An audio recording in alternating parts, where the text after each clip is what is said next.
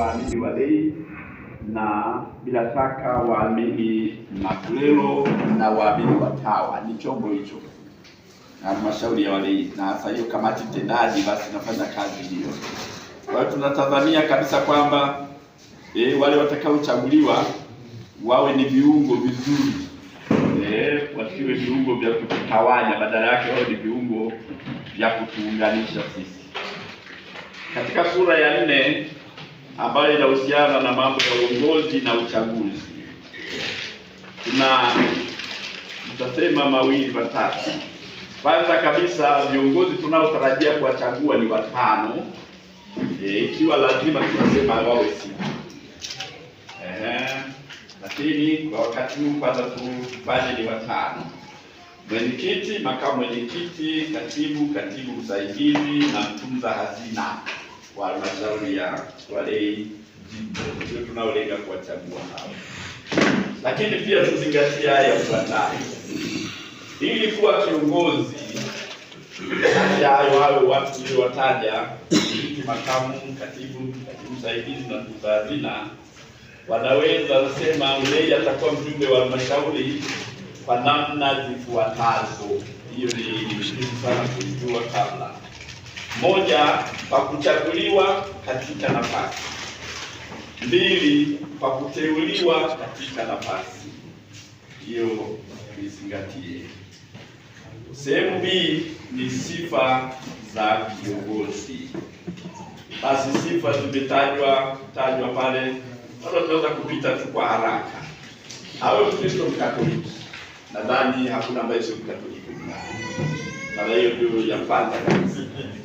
Kama kuna ambaye sio Mkatoliki, najua kabisa ili tupe kazi sasa ya kunasambaza karatasi. Sisemi kwamba hawa sio Wakatoliki, lakini kwanza wana namna zao. Lakini kama sio Mkatoliki, basi tukupe kazi nyingine. 2, awe mwenye umri usiopungua miaka 18. Basi ulikuwepo mwana YCS, basi inawezekana tunaweza kuwakuta wao watumikiaji au nani, tunaweza kuwakuta huko labda ambao wako chini ya hiyo. Lakini wengi kama kuna ambaye yuko chini ya miaka 18 na yumo kwenye ukumbi, tutamruhusu apige kura, ila yeye hatutampigia kura. Sio kama naeleweka. Awe mwenye akili timamu, basi sioni ambaye mpaka sasa mambo yako shwari. Vile vimeshapata shida huko ndani. 4, awe mtendaji hodari wa kazi. Hapo sasa ndio kwa kujipima hapo. Tunapomchagua kwa kweli tuanzie hapo. Kama je, huyu tunamchagua ni mtendaji hodari wa kazi na kadhalika. Lakini pia awe mwenye tabia njema kwa maneno na matendo yake. Basi hiyo nayo ni muhimu kabisa. Sije tukachagua ambaye hana tabia njema na maneno yake, kwa maneno na matendo yake. Na 6, awe amechaguliwa na walei wenzake bila ushabiki wala kampeni.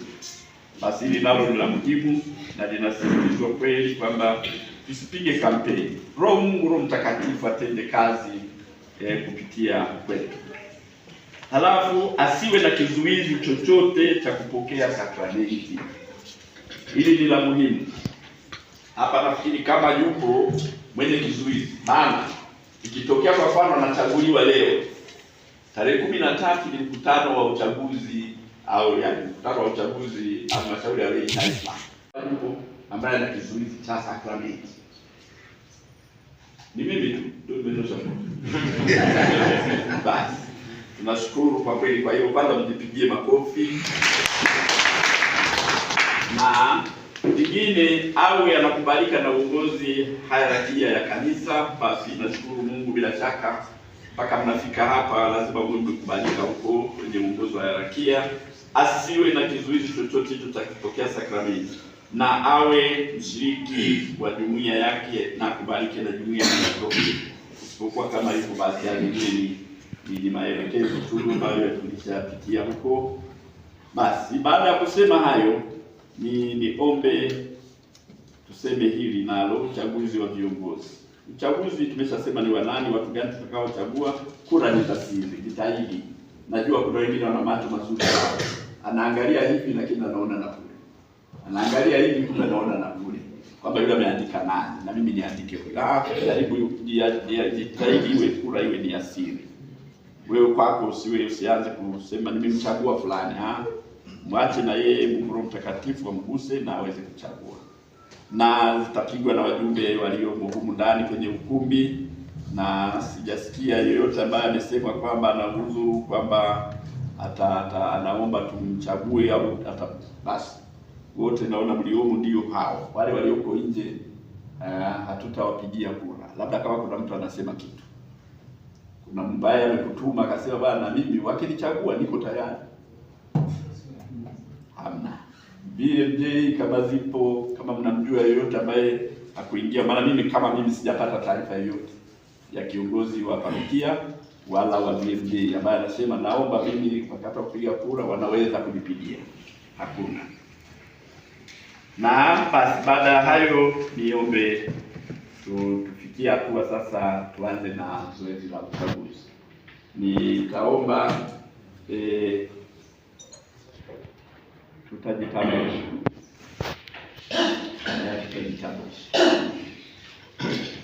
Ili iwe rahisi kwa sababu ya wingi wetu. Hebu tuangalie karatasi.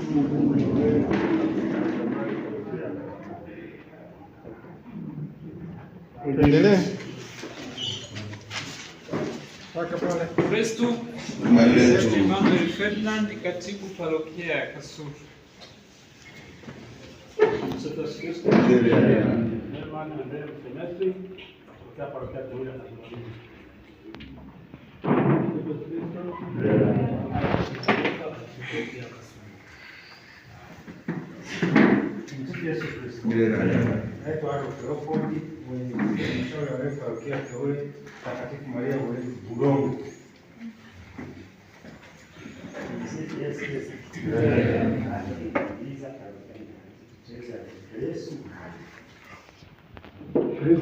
tumaendelee.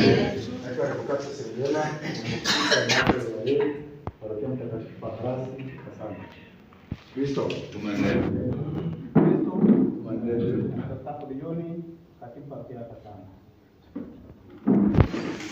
Kigoma.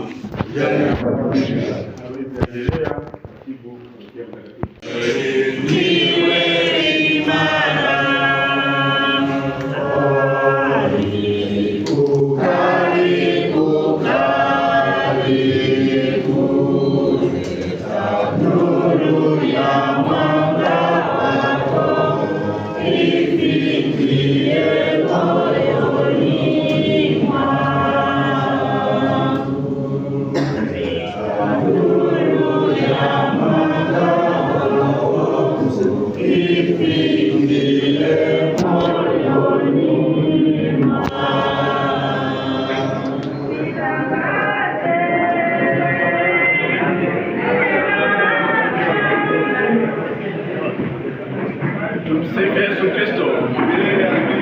Moja iko wapi?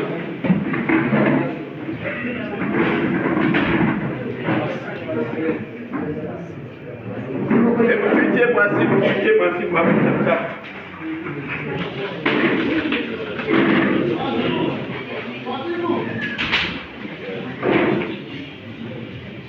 Basi tunachukua nafasi hii kusema asanteni. Kwanza tunamshukuru Mungu, lakini pia asanteni kwenu mliopiga kura. Tumepata hawa ambao wameshika kijiti sasa cha kutuongoza kwa awamu hii ya 2026 mpaka 2029. Na tutaomba kama mmoja wao tu aseme, kwa sababu ya muda, mmoja wao aseme kwa niaba ya wengine, halafu mengine yaendelee. Karibu.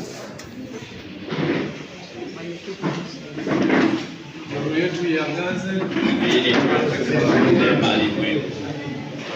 Mimi kwa sababu ya muda niseme mambo mawili tu, kwamba mmetuweka hapa, mmetuheshimisha, tunaomba mtusaidie ili lile jengo lililoonyesha asubuhi liweze kuisha,